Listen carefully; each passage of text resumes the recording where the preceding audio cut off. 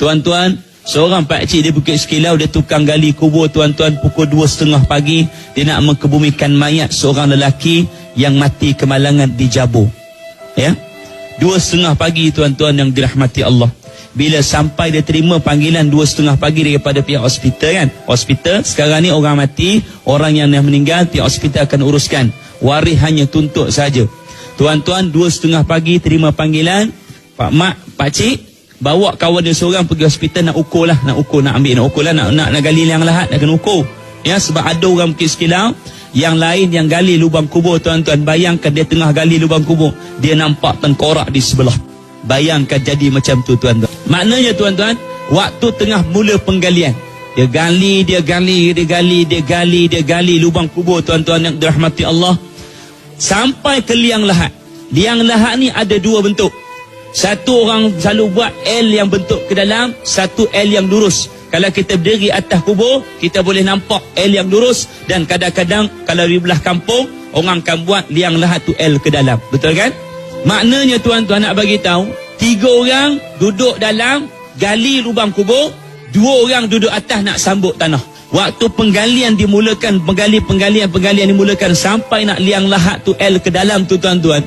Waktu orang tengah cangkul menggunakan cangkul yang pendek tuan-tuan, di tengah dalam liang lahat tu sebaru sesuku, tiba-tiba mata cangkul tu dia berlaga pada seolah-olah berlaga seperti berlaga pada batu. Bila berlaga pada batu, maknanya kita boleh bayangkan mata cangkul berlaga dengan batu, maka bunyi dia macam mana, betul kan? Dan seolah-olah seperti bunyi bila berlaga mata tu dengan batu tu, seperti seolah bunyi cermin yang pecah. Jadi semakin lama dia gali, makin dalam untuk liang lahat tu, tiba-tiba dia nampak macam benda yang berwarna hitam. Berwarna hitam tuan-tuan, ni cerita betul ni, saya tak tipu. Untuk pesanan saya tuan-tuan. Jadi bila dah ada nampak warna hitam tu, pihak yang menggali tu, pakcik tu kata, kita kambuh balik tanah. Kita kambus balik tanah, kita kata pergi tempat lain lah. Kita cukup jangan gali di sini. Tuan-tuan bayangkan tengah gali, siap gali, nak siap lagi sikit lagi nak gali liang lahat. Bila nampak benda warna hitam, terus tak gali. Bila tak gali tuan-tuan yang dirahmati Allah, pakcik tu kata, kita pergi jauh sikit, 100 meter kita tukar tempat. Ke bumi balik, kambuh balik tanah. Orang kambuh balik tanah tuan-tuan, kambuh balik tanah. Dia pergi sejauh 100 meter daripada tanah yang pertama, lubang kubur pertama, pergi 100 meter jauh sikit daripada lubang kubur pertama, buat penggalian kali yang kedua. Tuan-tuan, penggalian lubang kubur yang kedua dimulakan. Dia gali tuan-tuan lubang kubur kali yang kedua, dia gali, sampailah ke liang lahat tuan-tuan yang dirahmati Allah. Dengan jelas kali ni, tadi dia gali liang lahat tu sesuku, kali ni tengah sikit tuan-tuan. Bila dia gali sampai tengah tuan-tuan, memang penuh dengan jelas di seluruh liang lahat sampai tengah tu, daripada awal sampai tengah tu tuan-tuan, memang penuh dengan warna hitam panjang. Semakin dia gali tuan-tuan, kedengaran seperti bunyi tuan-tuan, hembusan nafas daripada dalam tu tuan-tuan, seperti bunyi hembusan yang cukup kuat, seperti bunyi angin yang ribut tuan-tuan. Semakin kuat dan semakin kuat tuan-tuan.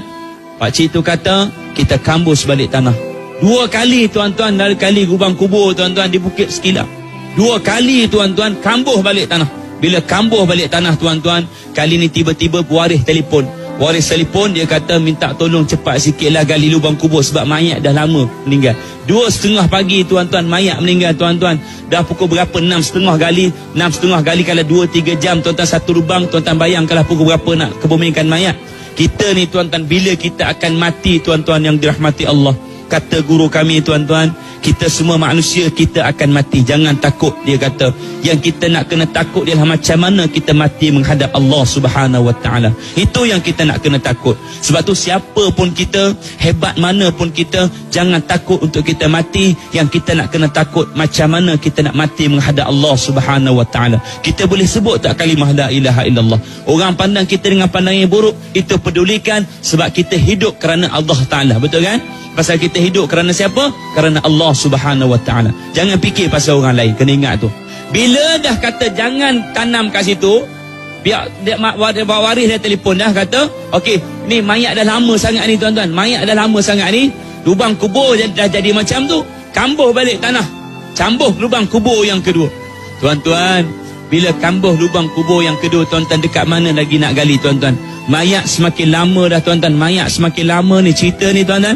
Bila mayat dah semakin lama, pakcik tu kata, kali ni walau apa pun jadi, tuan-tuan, dia kata kita tetap kena gali dan kita tetap kena tunggu, tuan-tuan. Bila dah, tuan-tuan, lubang kubur yang kedua dah ditanam balik, kambuh balik, kali ni kita gali lubang kubur yang ketiga. Kali ni walau macam mana pun sekali, tuan-tuan, lubang kubur ni tetap kita kena gali. Penggalian lubang kubur yang ketiga dimulakan, tuan-tuan. Bila penggalian lubang kubur yang ketiga dimulakan, tuan-tuan, kali ni pakcik tu sendiri yang duduk dalam kubur tu 3 orang, tuan-tuan. 2 duduk di atas, tuan-tuan. Penggalian dimulakan. Bila penggalian dimulakan, dia gali, tuan-tuan. Kali ni bila sampai liang lahat, nampak dengan jelas berwarna hitam, kulitnya seperti cahaya, seperti yang keras, tuan-tuan. Maka itulah yang dia beritahu pada saya, dia ceritakan pada saya, tuan-tuan, apa yang memenuhi pada liang lahat, itulah namanya seekor ular yang besar. Itulah yang dia beritahu pada saya, dia ceritakan pada saya, tuan-tuan, apa yang memenuhi pada liang lahat, itulah namanya seekor ular yang besar. Tuan-tuan, pernah disebutkan oleh Nabi SAW, orang yang meninggalkan semayang dengan sengaja tanpa asbab, tuan-tuan, diberi makan kepada mereka syujahul aqra, ular seekor besar seperti sengkuk unta, tuan-tuan, panjangnya 30 hasta, tuan-tuan. Diberi makan kepada mereka manusia-manusia yang seumpama ini, tuan-tuan. Kena ingatlah termasuk saya, tuan-tuan. Bila dah nampak dengan jelas dalam liang lahat tu, itulah seekor ular yang besar, tuan-tuan, yang dirahmati Allah. Tiba-tiba yang duduk di atas tu menangis. Ada yang azan, ada yang berdoa, tuan-tuan, yang dirahmati Allah. Tiba-tiba, tuan-tuan, pakcik tu pun semua naik atas, 3 orang, 5 orang naik atas. Dia kata, aku nak kebumikan mayat, tolonglah ya Allah, permudahkan urusan aku nak kebumikan mayat. Mayat dah lama dah tertunggu, mayat dah lama dah tertanam, mayat dah lama dah terseksa. Tiba-tiba, tuan-tuan, binatang tu bergerak sedikit demi sedikit, tuan-tuan. Bila dia bergerak, semua orang dengan 5 orang tu jelas, nampak dengan jelas, dia berdiri di atas ekor dia dengan nafasnya seperti angin ribut, tuan-tuan. Tuan-tuan bayang, dia berdiri di atas ekor dia, tuan-tuan. Bila berdiri di atas ekor dia, tiba-tiba bila dia berdiri atas ekor dia tu, menyusuh hilang di celah-celah Bukit Sekilang. Tuan-tuan pergi perkampungan Bukit Sekilang, kau tak nampak kan macam mana kubur dia? Bila dah hilang, tuan-tuan, setengah jam lepas tu mayat pun sampai. Bila mayat pun sampai, tuan-tuan yang dirahmati Allah, waris mesti kena tengok mayat untuk kali yang terakhir. Dibuka kainkan kafan di muka, tuan-tuan, kita akan tengok tau. Siapa yang nak tengok mayat untuk kali yang akhir, boleh tengok. Kita akan tengok mayat untuk kali yang terakhir, tuan-tuan. Bila dah kata siapa nak tengok, waris nak tengok, okey, mayat bawa turun, tuan-tuan. Ya, mayat bawa turun. Bila dah semua waris semua dah tengok mayat tu, tuan-tuan yang dirahmati Allah, bila mayat dah semua dah tengok, dah kucup, dah peluk apa semua, diletakkan mayat tu dalam liang lahat. Tuan-tuan, waktu orang sedang meletakkan mayat ke liang lahat, muka kita ni, dahi kita, hidung kita, mulut kita, tuan-tuan, akan bercium dengan tanah. Kerana manusia asalnya daripada tanah, dan kemudian dia akan kembali daripada tanah. Kemudian, tuan-tuan, apabila diletakkan di belakang mayat tu dengan beberapa ketul tanah, tuan-tuan yang dirahmati Allah, baru orang nak letakkan papan yang lahat tu, tuan-tuan. Tiba-tiba dengan jelas, orang nampak dengan jelas, tuan-tuan, semua orang yang berada di situ, tiba-tiba orang nampak batuk makhluk yang namanya ular tadi, yang 5 orang tak cerita tadi, keluar daripada celahan-celahan lubang kubur, tuan-tuan. Bila dia keluar begitu, tuan-tuan, semua orang berlari jauh daripada lubang kubur, duduk tepi jalan, dekat tepi jalan Bukit Sekilau tu.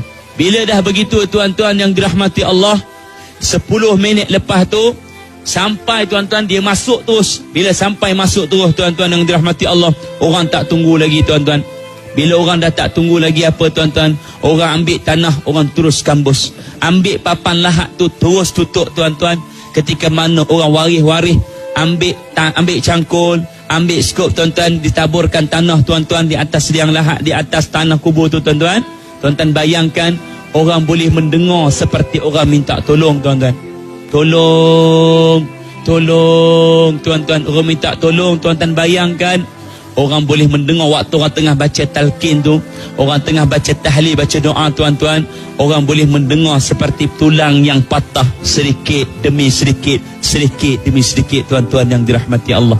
Bila kita tanya tuan-tuan siapa dia tuan-tuan, ada pengajaran dia berkaitan dengan semayang tuan-tuan yang dirahmati Allah. Ya, kita tak mau cerita banyaklah, cuma kita nak bagi tahu pesanan pada saya tuan-tuan, Ramadan berlalu pergi, semayang jangan kita pergi sekali tuan-tuan. Ramadan akan datang di masa-masa yang akan datang, kita belum tentu bertemu dengan Ramadan akan datang tuan-tuan. Anggaplah kalau ini Ramadan terakhir untuk kita, jangan kita lupa bahawa kita juga akan kali terakhir bertemu dengan Allah Subhanahu Wa Taala ya.